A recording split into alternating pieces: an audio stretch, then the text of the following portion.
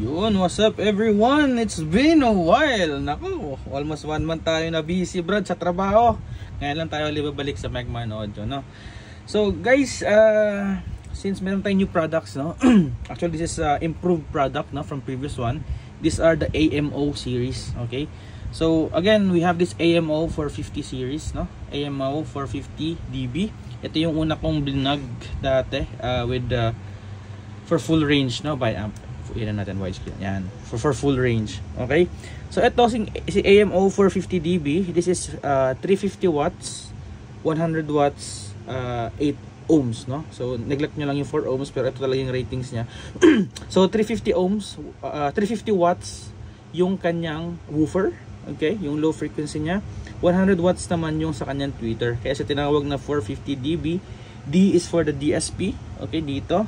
At yung B niya is meron siyang Bluetooth. Okay, so 450 dB. Then this one is class D yung kanyang woofer or yung low frequency. Yung frequency naman niya sa baba, yung kanyang tweeter is class AB. Okay, so class D, class AB, ito yung circuit niya. Just a recap lang before tayo to proceed with a new product, no? By the way, this is still existing. Okay, we still have this product right now. Meron tayong dalawang order nito, papuntang Kalentong yung umorder sa atin ng Mage 12, no? So so ito siya, ay yung likod niya, no? So open siya sa likod. Ito diesel pack lang din diretso sa speaker box natin, no? So hindi na siya kailangan ng housing. And kasi ito naman is naka-protected naman din yung kanyang mga parts. Okay? So here, ito yung likod niya. Ipakita ko may comparison ng kanyang module, no? So ito yung likod niya. Okay? 450 dB. Now we have this new product. Another variant. Pero para hindi na kayo malito, no? Kasi may AMC, AMO, AMR. So ginawa ko na lang yung itong design na panel. This is called prototype Z2. Okay? Merong prototype Z3, may prototype Z1. Later on i-discuss ko. So right now this panel is called prototype Z2. Okay, si Z2, ang rating naman niya at 8 ohms, no, is 400 watts plus 100 watts. Okay, now this is 400 watts for low frequency woofer niya, 100 watts sa tweeter niya. Yan ang asa. And this is a bi-amp module, no? Okay, but the difference between this one and this, ito para siyang class D. Yung woofer niya, tsaka yung tweeter niya is parehas class D. At the same time, yung tweeter niya dito, ang default niya, ang pinagawa ko sa factory, pina-default ko talaga 400 watts, 100 watts. But yung tweeter niya can be adjusted, no, to 400 watts also. Okay? Siyempre kung mas mataas yung ano nyo, kung dalawa yung tweeter nyo, kung tatlo yung tweeter nyo, so mas kailangan nyo more power, ito adjustable to through DSP doon sa laptop natin, no, sa program. Okay, so this can be 400 watts woofer, 400 watts tweeter. One more thing is that this 400 watts, no, hindi lang siya pwede pang woofer. Pwede mo siyang i-customize na isang, ito ay gagamitin mo sa dalawang speaker. Okay, pwede mong gawin na itong 400 watts ay isa sa isang speaker at isang 400 watts gagawin mo rin sa isa pang speaker. Okay, so that's another flexibility nito. Doon mo rin siya i-configure sa computer. Another third difference or the third type nito, no, is pwede mo siyang i-bridge, no? Ito, pag bridge natin siya, yung module niya, ang magiging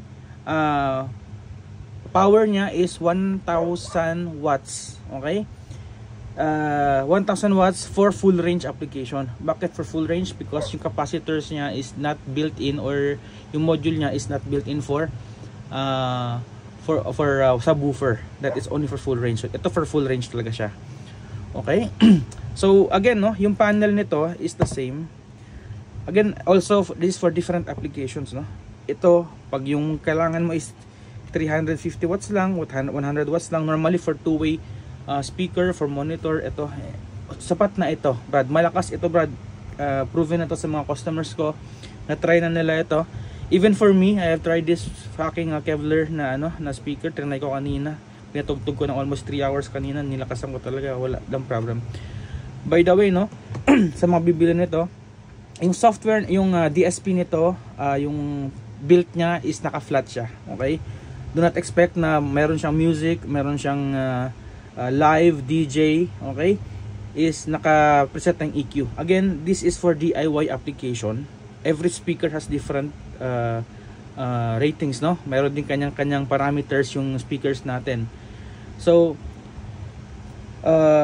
ito, kustomize nyo pa. Again, pwede nyo siyang gamitin sa plastic box, sa wooden box, sa birchwood box, no? Sa MDF box. Depende sa inyo.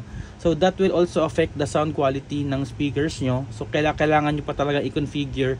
Kailangan nyo pang i-set. Kailangan nyo pang, tawag dyan, kailangan nyo pang i-configure yung kanyang EQ, lahat ng parameters dun sa may computer.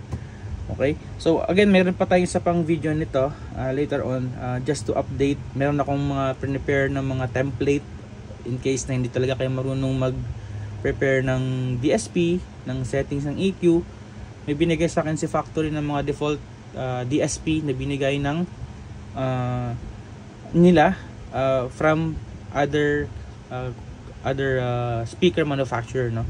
So sabi ko, pengin na lang ako ng kopya, gayahin ko na lang, and then itatry ko sa different speaker boxes, and then kung ano mag-match yun yung ibibigay ko. Okay, but again, I do not guarantee na that will be applicable for your speakers, kasi nga may kanya-kanya tayong speaker design, speaker size na different manufacturer, diba? So alam niyo naman yung guys. Again, ito naman yung prototype Zito, no? Si prototype Zito natin, Brad, meron na siyang fan. Ayan, yun yung wala dito. Pero Brad, ito Brad, through convection, kayang-kaya niya i-dissipate yung init. Okay? Yung ating metal dito is made from casting aluminum. Okay? Ganon din dito. Tapos CNC machine na lang. Okay? So, parehas lang yung size ng kanyang plate. Okay? In terms of DSP, parehas lang din siya. Gumagamit ng digital DSP. Okay? Yung ito, ang DSP nito, sorry, ang module nito is mayroon siyang mas mahaba. Wait lang, pakita ko na lang. Okay? I-side step natin to. Okay? So ito si AMO 450 dB. Ito naman si prototype series. Okay? Hindi na Zito kasi lahat ng prototype series natin ay gumagamit ng ganitong klaseng module. Okay? Zoom ko lang. Ito, makakatulong to sa ating mga kapwa natin Pilipino na nagdi-DIY modules, no? Okay? So, makita nyo kung paano ginagawa nito sa ibang bansa. Na-verify ko rin din na itong supplier ko pala is nag-supply din talaga sa mga malalaking speaker factory na magpe-present sa Music Manila this coming August 10. So, makikita nyo yung mga modules nila doon, halos same ng binibenta ko. Yung mga from China, no? Yung mga pupunta na taga China na magpe-present, na magdadala ng mga speaker boxes nila. So may makikita kayo doon na galing sa supplier ko din. Okay? So just to have a difference, no? Zoom ko lang. Okay? So ito, mas mahaba yung kanyang, ito yung connector natin papuntang DSP. Okay? Sa digital natin. Mas mahaba siya. And then ito, meron siyang connection dito. Mas mahaba siya kasi mas marami siyang pwedeng i-configure. At the same time, meron siyang additional voltage na nilaan dito para sa fan. Okay? Yung kanyang SMPS mas malaki din, no? Mas malapad. And then also yung kanyang dito, yung capacitors dito is also mas malaki na rin. So mas apat na malaki dito, ito dalawang malaki, dito medium size. Yung inductors niya, okay? Dalawa na rin. Kasi nga naka-class D na siya, no? Unlike itong isa is class D and then class AB. Okay, one for each side, no? One for each channel. Okay.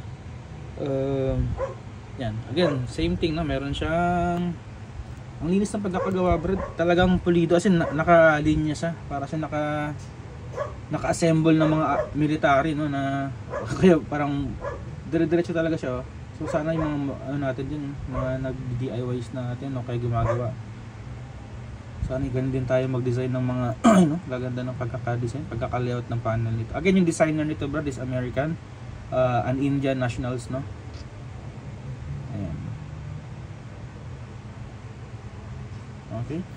So, upgraded siya, Brad, kasi nga again, no, these are both 400 watts And then mas malaki talaga yung mga capacitors niya, mas malapad, mas mabigat siya kumpara dito, no? And then meron siyang fan. So then also mas malaki yung panel niya, mas mahaba siya bagay dito. Ayan, mas mahaba yung panel niya. So nagpa-upgrade talaga tayo for our specific requirement, kasi nga kayo gusto niyo malalakas talaga. Yung 350 itong 350 sabi niyo mahina pa. So ewan ko.